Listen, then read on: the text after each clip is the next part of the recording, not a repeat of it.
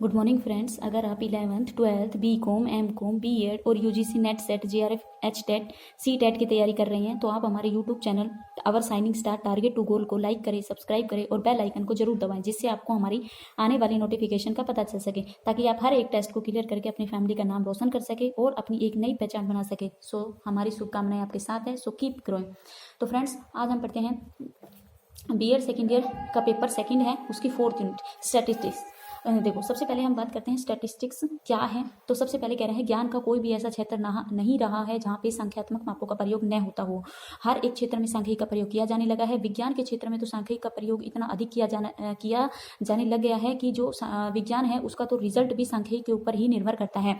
उसके बाद सांख्यिकी का प्रयोग सामाजिक विज्ञान में इसका उपयोग किया जा रहा है।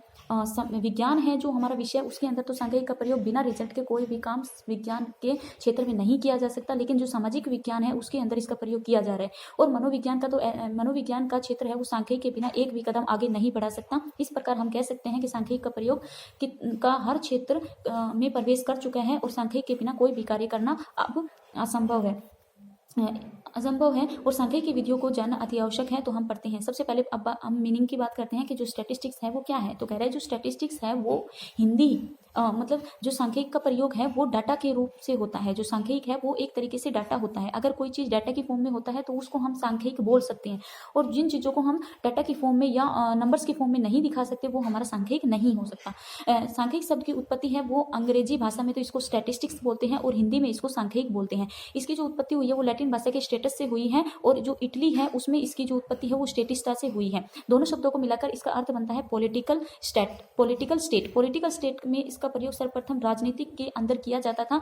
राज्यों के अंदर जो भी हिसाब किताब किया जाता था पहले, उसको हम स्टैटिस्टिक्स बोलते थे, लेकिन अब धीरे धीरे इसका प्रयोग है वो हर क्षेत्र में बढ़ गया है, और आजकल इसका प्रयोग है वो हमें विज्ञान में, शिक्षा में, मनोविज्ञान, अर्थशास्त्र, समाजशास्त्र आदि में इसका जो प्रभाव है वो देखने को मिल रहा है। अब हम बात करते हैं स्टैटिस्टिक्स। सबसे पहले कलेक्शन का मतलब होता है, सबसे इसमें कहना चाहता है कि परिभाषाओं के अनुसार सांख्यिकी में निम्नलिखित शब्दों का प्रयोग किया जाता है। सबसे पहले कलेक्शन के अंदर हम क्या करते हैं, कोई भी इंफॉर्मेशन होती है उसको कलेक्ट करते हैं, और हर एक साधन से नंबर्स की फॉर्म में जो इन्फॉर्मेशन होती है उन्हीं को कलेक्ट करते हैं, और जो नंबर्स की फॉर्म में नहीं होती है वो हमारे लिए यूजफुल नहीं होती है। सेकेंड है क्लासिफिकेशन। जो भी हमने इन्फॉर्मेशन कलेक्ट करी है वो इकट्ठी होती है और उसको समझ पाना बहुत मुश्किल हो जाता है, इस वजह से उसको क्लासिफिकेशन किया जाता है। हर एक इन्फॉर्मेशन को अलग अलग तरीके से उनको वर्गीकृत किया जाता है। देन है हमारा प्रेजेंटेशन के अंदर हम क्या करते हैं, जो भी हमने डाटा कलेक्ट किया है और उसको क्लासिफिकेशन किया है, अब हम उसको इस तरीके से प्रेजेंट करते हैं ताकि सभी को, सामने वाले पर्सन को या सभी को वो इजीली समझ आ सके, और उसको हम टेबल्स की फॉर्म में, डायग्राम्स की फॉर्म में, चित्रों की सहायता से आदि, बार ग्राफ, टेबल्स आदि के फॉर्म में उसको प्रेजेंट कर सकते हैं। फिर आता है हमारा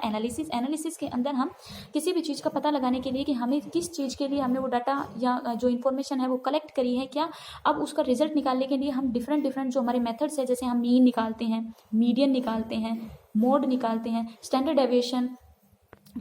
डेविएशन, क्वार्टाइल, रेंज वगैरह, तो ये सारी हमारे इनकी सहायता से हम अपना जो रिजल्ट है उसको एनालिसिस कर सकते हैं। देन हमारा आता है इंटरप्रिटेशन के अंदर हम क्या करते हैं, जो भी हमने रिजल्ट निकाला है, रिजल्ट जब हम निकालते हैं तो वो दो चीज़ के कोरिलेशन के बारे में बताता है, और जैसे मान लो कि दो कोरिलेशन था, उनका जो रिजल्ट है वो 9 आया है निकल के, तो अब इस 9 का क्या अर्थ है, तो ये संकेत बताता है हमें। उसके बाद हमारा आता है इंपॉर्टेंस ऑफ स्टैटिस्टिक्स। इंपॉर्टेंस है सबसे पहले सिंप्लीफिकेशन है, इसमें स्टैटिक्स है वो उसका क्षेत्र जो उपयोग है वो हर क्षेत्र में किया जाने लगा है। वो उपयोग जो डाटा होते हैं उनको सरल बनाता है, और जितने भी विशाल आंकड़े होते हैं उनको छोटी छोटी फॉर्म में क्लासिफिकेशन करके दिखा देता है, जिससे समझना और उसको समझना आसान हो जाता है। उसके बाद आता है कंपेयर करने में आसानी होती है। हम किसी भी दो व्यक्ति के बीच में, या दो ग्रुप के बीच में, या दो कक्षा के बीच में, या दो देशों के बीच में, या दो राज्यों के बीच में इजीली कंपेयर कर सकते हैं। देन आता है हमारे इंटरप्रिटेशन के अंदर है हम शिक्षा, मनोविज्ञान, अर्थशास्त्र, समाजशास्त्र आदि में सांख्यिकी जो भी परिणाम है वो हमें सांख्यिकी के लिए बहुत अधिक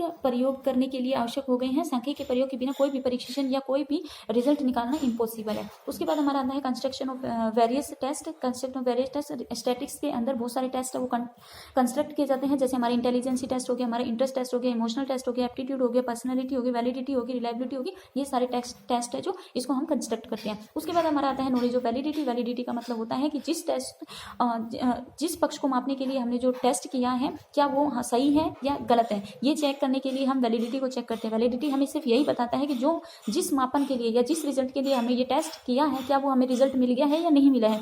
देन हमारा आता है रिलायबिलिटी। रिलायबिलिटी का मतलब होता है सत्यता, विश्वास कि किसी भी परीक्षण की रचना के लिए हमने जो विश्वास को जानना बहुत जरूरी होता है और विश्वास के ज्ञान के अभाव में परीक्षण के निर्माण में सफलता नहीं मिल सकती है। बिना विश्वास के किसी भी टेस्ट में परीक्षा जो परिणाम है वो नहीं मिल सकता है। यूजफुल ऑफ रिसर्च वर्क, आजकल आपने देखा होगा कि हर एक क्षेत्र में, सांख्यिकी के क्षेत्र में रिसर्च वो एक आत्मा का काम कर रही है। हर विश्व में हर पल कहीं ना कोई शोध कार्य चलता रहता है। इस शोध का कार्य भी सांख्यिकी के ऊपर निर्भर करता है। बिना अगर सांख्यिकी नहीं होगी तो रिसर्च कर पाना भी बहुत मुश्किल है।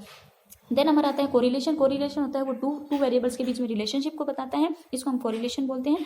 और उसके बाद आता है कि selection of sample. Selection of जो स्टैटिस्टिक्स है उसके द्वारा हम आसानी से सैंपल्स हैं उसको चयन कर सकते हैं। देन हमारा आता है विशेषता। स्टैटिस्टिक्स की विशेषता, सबसे पहले विशेषता यही होती है कि जो सांख्यिक होता है वो संख्या के फॉर्म में होता है, संख्या के फॉर्म में होता है और इसको एकत्रित न हो सकने वाले जो भी तथ्य होते हैं उनको हम इस सांख्यिक के अंदर नहीं लिखते। इसका कहने का मतलब ये होता है कि जो भी नंबर्स के फॉर्म में होते हैं या जो भी डाटा नंबर्स के फॉर्म में होते हैं उनको सांख्यिकी के अंदर लिखेंगे और जो नंबर्स के फॉर्म में नहीं होते हैं उनको सांख्यिकी के रूप में नहीं लिखेंगे। देन आता है आंकड़ों के संकलन के द्वारा शुद्धता का विशेष ध्यान रखा जाता है।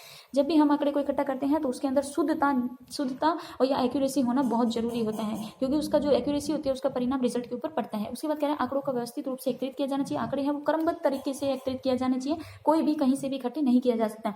उसके बाद सांख्यिकी हमें इस बात का एहसास या आभास कराती है कि अनावश्यक तथ्य है संकलन नहीं होना चाहिए। आंकड़ों को पूर्ण उद्देश्यों के आधार पर एकत्रित किया जाना। आंकड़े हैं वो कोई भी कहीं से भी अनयूजफुल डाटे भी इकट्ठे नहीं करने चाहिए। जो डाटा हमारे लिए यूजफुल होते हैं या हमारे जो ऑब्जेक्टिव है उससे रिलेटेड डाटा हमारे एकत्रित करने चाहिए। हमें ये नहीं है कि हमारा ऑब्जेक्टिव कुछ और है और हम डाटा कुछ और ही कलेक्ट कर रहे हैं, ऐसा नहीं होना चाहिए। फिर हमारा सांख्यिकी का इस्तेमाल मुख्य रूप से सामूहिक अध्ययनों से किया जाना चाहिए। जो सांख्यिकी है उसका उपयोग सामूहिक रूप से किया जाना चाहिए और सांख्यिकी के परिणाम औसत पर निर्भर करता है, एवरेज के उसके ऊपर निर्भर करता है। जो भी हमने डाटा इकट्ठे करे हैं उनका सबका प्लस करके और उनको जितने भी नंबर्स होते हैं उनको डिवाइड करके हम अपना औसत है वो निकाल सकते हैं। फिर हमारा आता है function of statistics. Function of statistics सबसे पहले फंक्शन क्या है कि जो भी डाटा सांख्यिक का मतलब होता है जो भी डाटा संख्यात्मक रूप में होकर उन्हीं को प्रदर्शित करता है। दूसरा है कि तुलना करने में हेल्प करता है।